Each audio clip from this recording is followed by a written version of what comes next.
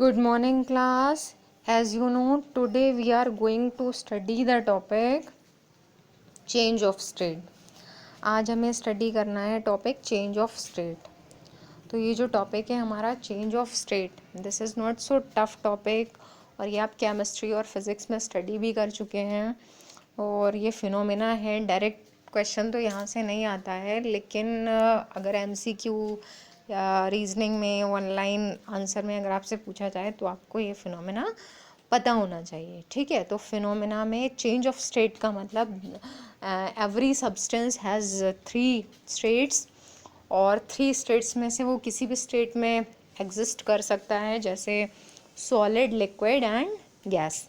तो ये 3 स्टेट्स में से जब सब्सटेंस एक स्टेट से दूसरी स्टेट में जाता है तो that is the conversion of और change of state of the substance.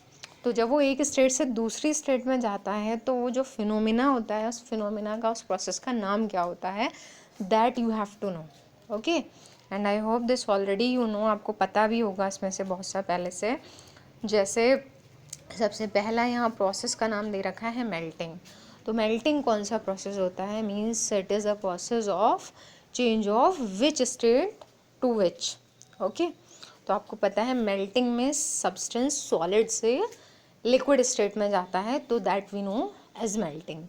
इसी तरह से वेपराइजेशन, तो वेपराइजेशन का मतलब सब्सटेंस लिक्विड से वेपर स्टेट में जो जाता है दैट इज़ वेपराइजेशन. कंडेंसेशन जो है वो that is opposite of vaporisation. तो कंडेंसेशन का मतलब वो कौन सी स्टेट वेपर से लिक्विड में जाता है, दैट इज़ कंडेंसेशन. अच्छा, इनके एग्जांपल्स भी आपको पता होने चाहिए. एग्जांपल्स इसलिए क्योंकि कुछ प्रोसेस तो ऐसे हैं जो बहुत इजी हैं. जैसे मेल्टिंग हम हमेशा आइस के लिए यूज़ करते हैं, वेपराइजेशन जो है फिनोमेना वाटर के लिए यूज़ करते हैं. कंडेंसेशन में देखा होगा आपने कि कंडेंसेशन जो है वो मोस्टली विंटर टाइम में होता है. जितनी जो वेपर है कोल्ड वाली वो ड्रॉप्स में कन्वर्ट हो जाती है. फ्रीजिंग का फिनोमेना है, फ्रीजिंग रेफ्रिजरेटर में यूज़ किया जाता है. फ्रीजिंग का फिनोमेना कौन सी स्टेट से किस में कन्वर्जन होता है, लिक्विड से सॉलिड में. और एक ये फिनोमेना है, डिफरेंट है थोड़ा सा, इसका यूज़ कम होता है, सब्लिमेशन. तो सब्लिमेशन में solid to vapour direct change होता है without changing into liquid state. तो ये सब्लिमेशन का जो फिनोमेना है ये आपने देखा है कैम्फर में होता है कि वो सॉलिड से डायरेक्ट वेपर्स में कन्वर्ट हो जाता है. तो ये फिनोमेना इजी हैं, इनके नेम्स याद रखना भी इजी हैं. तो वंस रिवाइज ऑल दीज, उसके बाद जो हमारा टॉपिक आता है दैट इज़ मेल्टिंग पॉइंट. ये भी इतना टफ टॉपिक नहीं है. मेल्टिंग और बॉइलिंग पॉइंट दोनों आप ऑलरेडी पढ़ चुके हैं, आपको पता है ये फिनोमेना क्या होते हैं. ये जो टॉपिक्स हैं डेफिनेशन इनकी क्या होती है, मेल्टिंग और बॉइलिंग पॉइंट. लेकिन जो डेफिनेशन आपको ऑलरेडी पता है वो कभी कभी कुछ डेफिनेशंस ऐसी होती हैं जो क्लास के स्टैंडर्ड के अकॉर्डिंग अपडेट होती रहती हैं. सारी डेफिनेशंस अपनी जगह सही हैं. जैसे आप मेल्टिंग पॉइंट क्या पढ़ कर आए, melting point means the change of the state of substance from solid to liquid. तो the temperature at which the solid changes into liquid, that temperature is known as melting point. ठीक है, ये definition भी, लेकिन 11th class के standard के हिसाब से जो 9th से डिफ़र करती है डेफिनेशन, जो अपडेट होकर आई है, वो डेफिनेशन में हम मेल्टिंग पॉइंट को ऐसे भी एक्सप्लेन कर सकते हैं कि मेल्टिंग पॉइंट का मतलब ऐसा टेम्परेचर जिस पर आपने देखा होगा जब सॉलिड आइस मेल्ट होना स्टार्ट होता है तो 0 डिग्री सेल्सियस पर सारा का सारा आइस वाटर में कन्वर्ट नहीं हो जाता, बल्कि दोनों की प्रेजेंस मिलती है. आइस क्यूब्स भी दिखाई देंगे और लिक्विड वाटर भी होगा. तो इसका मतलब मेल्टिंग पॉइंट का मतलब ऐसा टेम्परेचर भी हो सकता है जिस पर किसी सब्सटेंस की 2 स्टेट्स को एग्जिस्ट करती हैं. 2 स्टेट्स कौन सी? सॉलिड और लिक्विड, दोनों स्टेट्स को एग्जिस्ट करती हैं या थर्मल इक्विलिब्रियम में रहती हैं. थर्मल इक्विलिब्रियम का मतलब टेम्परेचर के साथ दोनों स्टेट्स का बैलेंस है. ओके, तो this is the definition according to the standard of your class. आपको ये लिखनी है. इसी तरह से बॉइलिंग पॉइंट में भी आपको पता है कि बॉइलिंग पॉइंट में जब हम वाटर को बॉयल करते हैं तो 100 डिग्री सेल्सियस पर सारा वाटर वेपर्स में कन्वर्ट नहीं होता है, बल्कि दोनों स्टेट्स की प्रेजेंस होती है, liquid water and water vapours. तो यहाँ पर भी ये दोनों स्टेट्स को एग्जिस्ट करती हैं थर्मल इक्विलिब्रियम में। This temperature is known as boiling point. तो ये वाली जो डेफिनेशन है मेल्टिंग पॉइंट की, तो see the definition, the temperature at which the solid and liquid states of a substance coexist in thermal equilibrium with each other is called its melting point.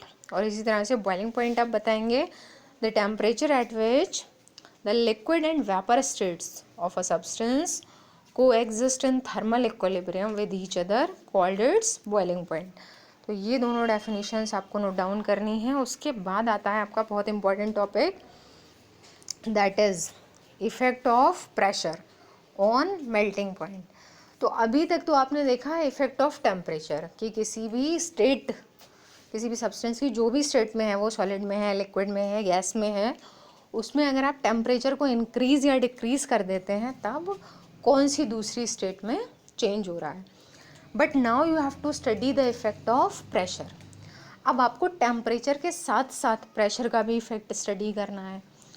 तो सबसे पहले effect of pressure क्या होता है, उसके लिए एक example हमने लिया कि सब्सटेंसेस जो होते हैं, क्योंकि हमें मेल्टिंग पॉइंट पर प्रेशर का इफ़ेक्ट स्टडी करना है, तो मेल्टिंग पॉइंट का मतलब जब हम मेल्ट कराना स्टार्ट करते हैं सॉलिड्स को, तो क्या सारे के सारे सॉलिड्स मेल्ट कराने पर, यानी कि वो सॉलिड से लिक्विड स्टेट में जब आते हैं, तो जब वो मेल्ट होते हैं तो क्या ये कंपलसरी है, क्या ये मस्ट है कि उनका वॉल्यूम इंक्रीज ही हो?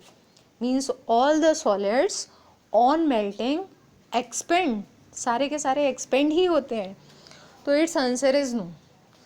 क्यों? एक बहुत प्रैक्टिकल केस है आपके पास कि आपने देखा होगा आइस को जब हम मेल्ट कराते हैं तो एक ग्लास में आप आइस को लेके देख सकते हैं, उसका जितना वॉल्यूम था उसको मेल्ट कराने के बाद आप मार्क बना के रखें तो वहाँ से वॉल्यूम नीचे आ जाता है।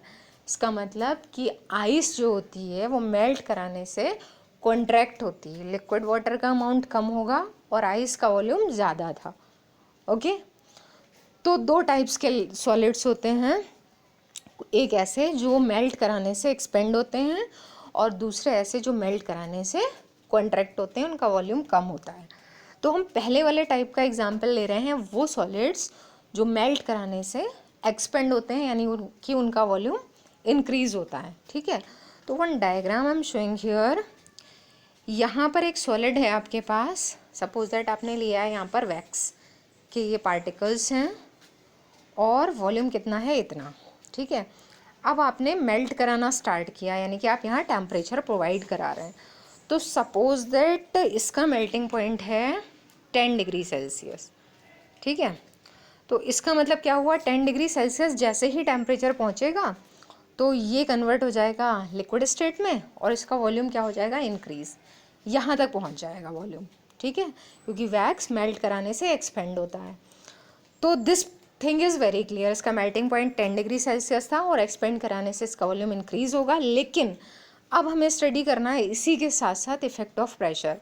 तो प्रेशर के इफ़ेक्ट का क्या मतलब हुआ कि आपको इसको प्रेशर प्रोवाइड करना है, और प्रेशर प्रोवाइड आप कैसे करेंगे, इसी डायरेक्शन में अगर आप इस पर प्रेशर लगा रहे हैं तो इसका मतलब एक पिस्टन या जो भी है वो इस तरह से इसको प्रेस करेगा। तो जब आप प्रेशर लगा रहे हैं तो पार्टिकल्स क्या हो रहा है, पास पास आना स्टार्ट हो रहे हैं, डेंसिटी इंक्रीज हो रही है, यानी कि वॉल्यूम क्या होने लगेगा, डिक्रीज। क्लियर? आपको क्या कराना था, वॉल्यूम इंक्रीज, लेकिन प्रेशर इंक्रीज कराने से वॉल्यूम क्या होने लगा, डिक्रीज। अब 10 डिग्री सेल्सियस पर ये लिक्विड में तो कन्वर्ट हो जाता, लेकिन प्रेशर ने क्या कर दिया, अपना इफेक्ट दिखाकर इसके पार्टिकल्स को क्लोज कर दिया और इसको एक्सपेंड होने से रोक दिया। अब आपको क्या करना पड़ेगा, अब आपको एक्सपेंड ही कराना है, तो आपको ये टेम्परेचर बढ़ाना पड़ेगा। यानी कि अब आपने लगभग टेम्परेचर कर दिया 12 डिग्री सेल्सियस। तो पहले इसका मेल्टिंग पॉइंट, प्रेशर बढ़ाने से पहले मेल्टिंग पॉइंट था 10 डिग्री सेल्सियस, और प्रेशर इंक्रीज़ करने से मेल्टिंग पॉइंट कितना हो गया, 12 डिग्री सेल्सियस। तो यानी कि डेफिनेशन क्या होनी चाहिए आपकी,